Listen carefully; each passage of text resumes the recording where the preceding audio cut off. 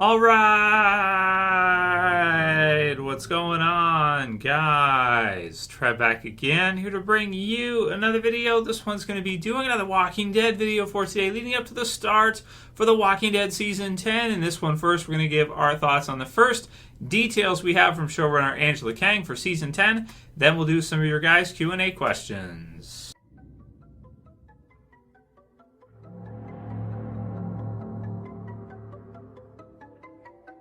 And spoiler warning, as per usual, if you are not cut up for The Walking Dead. That one was pretty long. It was pretty good. It was pretty long, so I enjoyed that. And if you guys saw the videos yesterday, we did a video for Fear of the Walking Dead and how much the Walking Dead fan base seems to really hate Fear.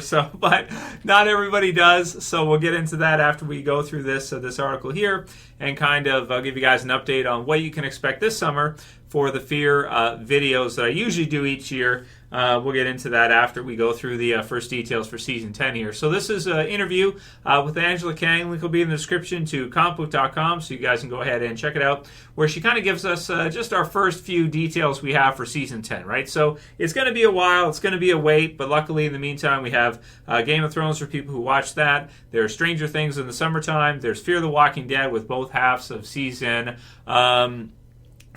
And of course, Fear the Walking Dead is going to feel very Walking Dead-ish as well, because you have Morgan in there, you're going to have Dwight in there, so you have a heavy Walking Dead feel and presence in Fear now too. So it's we'll get into it more after when we go through some comments about that, but there's enough there for sure, right? So The Walking Dead will continue to do things it's never done when the hit zombie drama returns for its 10th season in October, promises showrunner Angela Kang. It says, quote, "Things are going to pick up with a little bit more of a time passage. Not a giant one like we've had, but winter will be over and people will be going to be in a different emotional space."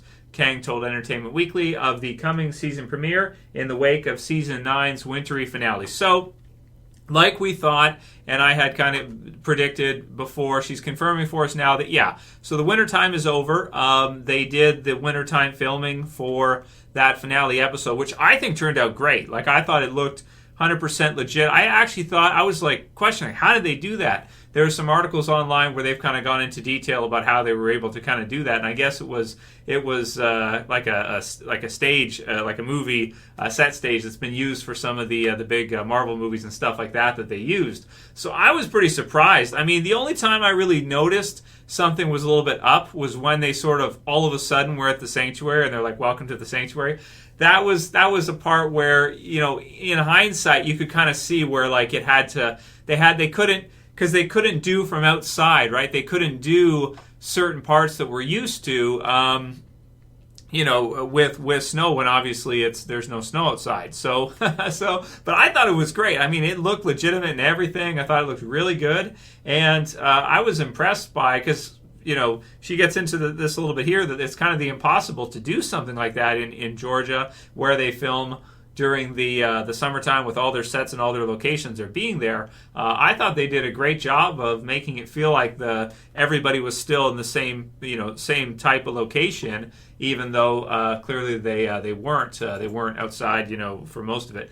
Very clever how they were able to kind of pull that off. I thought it was really very impressive because, again, we've been talking about that for years, whether or not we'd ever see wintertime in The Walking Dead, and most of us thought we never would. So somehow they managed to pull this off in the Season 9 finale, and I think that's kind of amazing. So she said that, winter's over, so it'll probably be springtime when we come back, or maybe early summer or something. Not a giant one, but that will be over. And it sounds like everybody will be in a different emotional space. So one thing that a lot of people, I think, have liked about the way that things have gone this season is they tend to not spend too much time in the down and in the dumps. So after a certain character is killed or leaves or whatever, they address it, but they don't beat it to death either. If anything, they don't address it maybe sometimes not enough, There were certain episodes, like if you look at Season 7 after the premiere when Negan kills Glenn, for example, and you see Maggie crying, like some of those,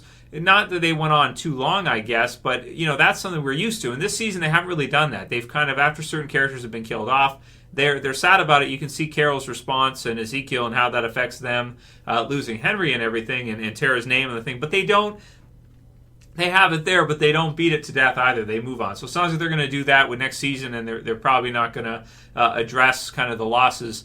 They'll probably be there and be part of the story, but they're not going to really focus on that much. Considering in episode 16 they did that a bit. Then it says here, I'm working on the premiere, and we're gonna. I don't know. I'm crazy. I was like, let's just do snow, which is actually impossible to do.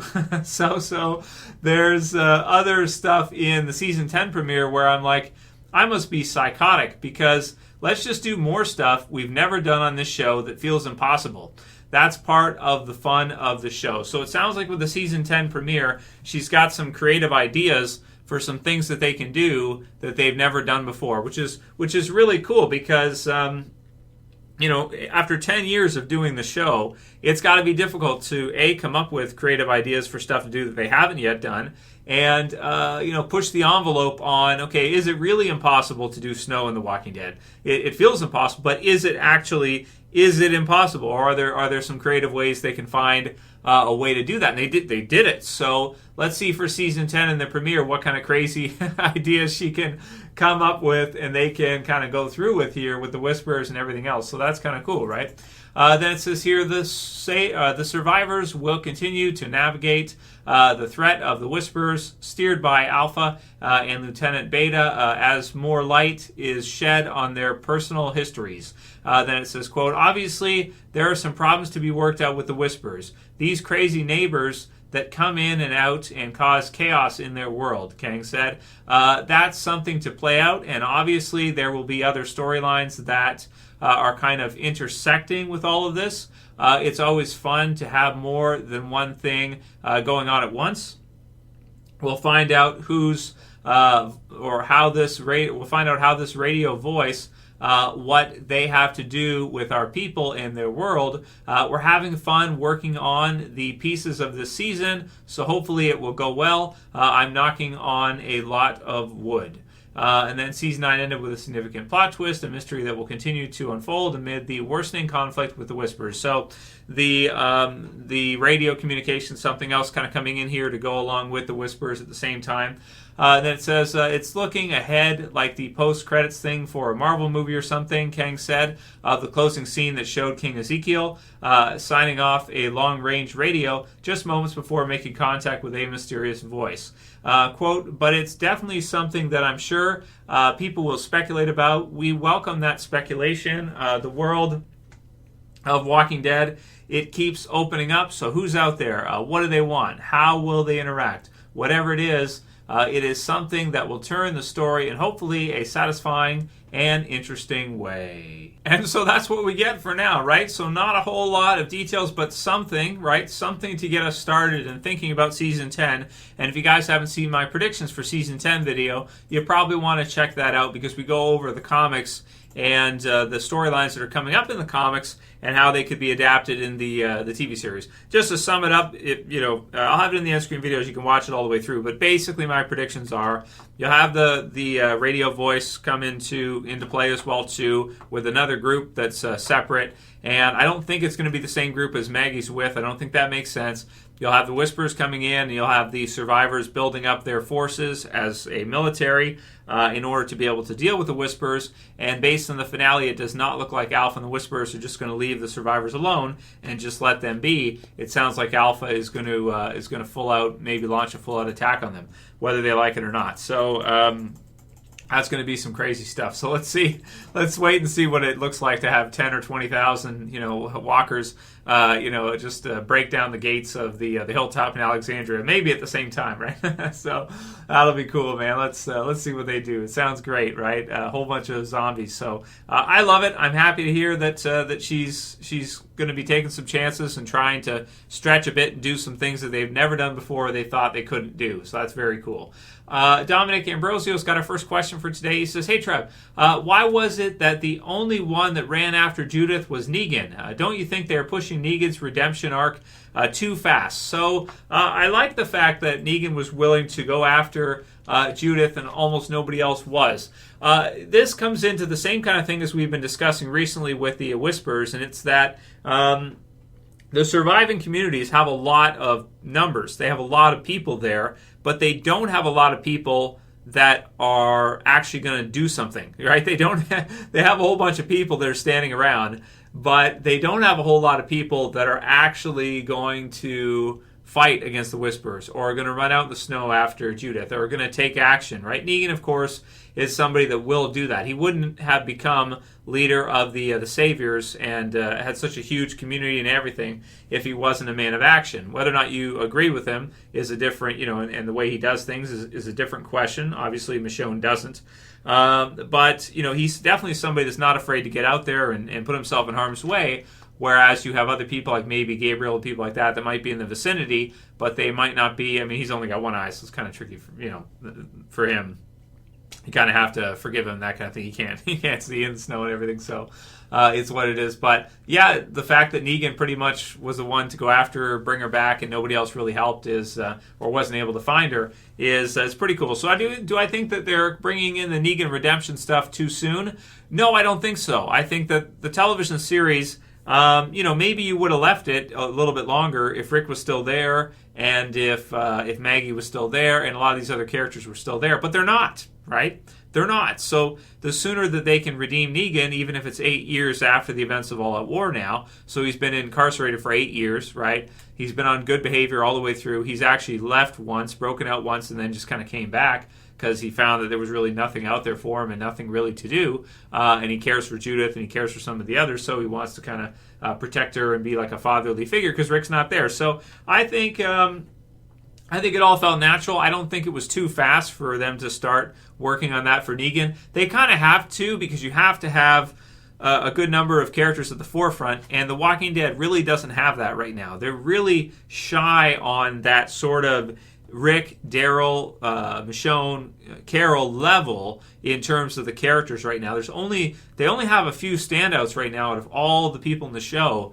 and the fact they have to work in character deaths and all this stuff as well too, it really makes it shy in terms of those top kind of level characters. And it's a good question whether or not they'll ever have somebody that is as as high of a level as someone like Rick, right, or Daryl. Like, you probably put Rick at the very top. He's still probably the biggest character in any Walking Dead series, and him leaving doesn't hurt that. It actually helps it. It makes him even more important because then everybody misses him, and then when we get to see him in the movies, it's a big thing again. And then Daryl is probably after that with Carol and Michonne, and then down from there. So you need to try to elevate some of these people up as you're going, and Negan is a character that certainly could be, but like you're saying too, maybe you don't want to do it too fast because then the audience won't kind of agree with it. But the time skips have helped with that too, right? It's not like this is just, a few months after All Out War and all this stuff is going on. We get the sense 8 years, long time, and further time skips to be. They're doing lots of time skips. The only problem I see with the time skips is if they ever want to do something with Fear, it won't be even close to the same time frame. So it's tricky to do like crossovers the other way, considering just the way that it's working out in terms of how much time they're skipping ahead in the TV series for The Walking Dead. Adrian says, that snowball fight scene was beautiful, and seeing Daryl having fun for the first time. So yeah, I don't think I've seen Daryl smile in the television series in like ever. He just never does that. So that was really cool to see the snowball fight in The Walking Dead, because we hardly ever get to see people being happy, and that was a cool scene to get to see him actually smile for a change.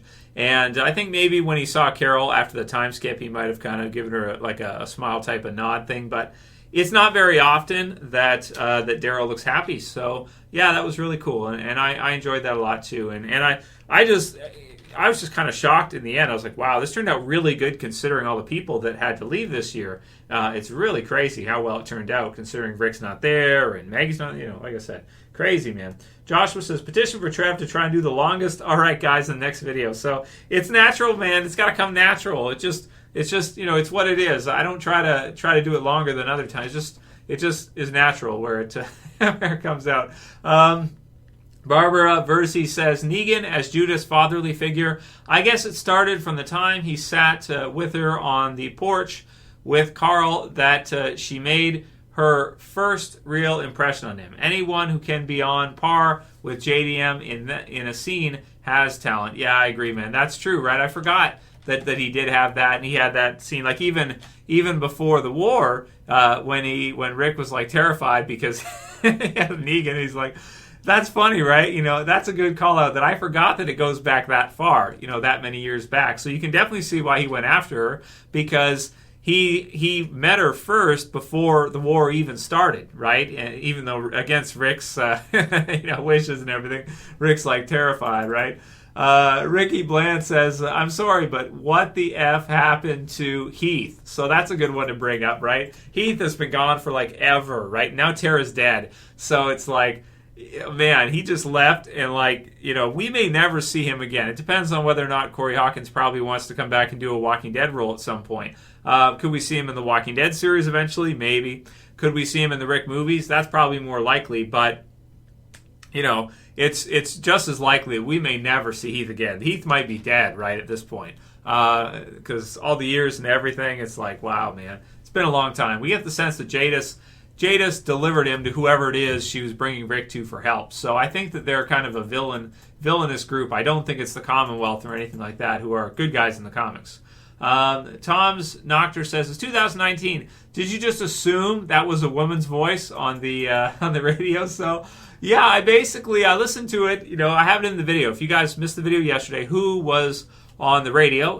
There's a video for it there. Watch it after this one. You can hear it. I put the clip in it, so you can listen to it a few times over if you want to rewind and listen to the voice, listen to the voice a bunch of times. I've listened to it a bunch of times, and from what I can hear, it sounds like a female. It does not sound like a male, and it doesn't sound like anyone we're familiar with. It actually sounds, at least part of it there, close to the end of what she says, sounds African American to me, African American female, which would match with Stephanie from the comic book series. She's basically a lady from the Commonwealth, and she wears glasses, African American. She's sort of like, later on, her and Eugene kind of develop a sort of relationship or camaraderie or something of the sort. So we'll see what happens with that. Even that hasn't been developed fully in the comics yet. But somewhat, it's kind of the start, just a start to something like that. But that's who I think it is, only that she might not be from the Commonwealth. Maybe it's something else. So we may actually have a few groups out there. The one that Rick has been brought to, the Commonwealth where Maggie's at, which would be a separate one, and then wherever Stephanie is from might be a third one, or maybe it could be the Commonwealth as well too. But that would just be weird considering Maggie's already there. So it wouldn't be like some big, reveal thing. It'd be like, oh, okay, she's from the same community Maggie's from. Okay. Big deal. Maggie already went. We already know Maggie's there. We've been sending her, mail or whatever. So that's strange. So I think they might actually separate it up into 3 separate communities, which isn't unrealistic. There should be lots of communities out there of people that survived, not just Rick's group, right? Or the survivors. So, and basically, okay, yeah, so we'll wrap it up with the last 2. Jamal Rana says, such an amazing season, mind-blowing, one of the best seasons we've seen in years. A shame we didn't have all the characters still here, like Rick, and Maggie, etc., but they managed to pull through even more than expected. Absolutely agreed. I can't believe how well the season turned out, considering them losing those 2 and it being so important, and then of course all the others that were killed off during the year, Jesus and Tara and Henry and everything. So, but it turned out amazing, and I am very optimistic now for the future of the Walking Dead original television series. Obviously, it's in great hands. Angela Kang is doing an amazing job. So is everybody. Great Nick and Tara and everybody else who's doing their thing. Can't give her all the credit, but they're all doing an amazing job and really enjoying it going forward. Really feeling a lot more optimistic now after Season 9 than where we finished off Season 8 and heard about people leaving and heard about this stuff and was thinking like, oh my God, it sounds like the end. But it's not, and I'm happy for that.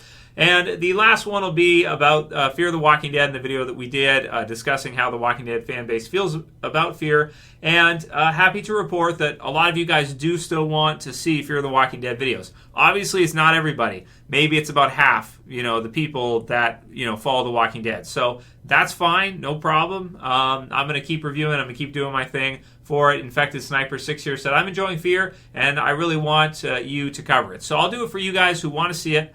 If you don't, no problem. I hope you'll still subscribe and do everything as per normal for Walking Dead videos and all the other stuff we discuss.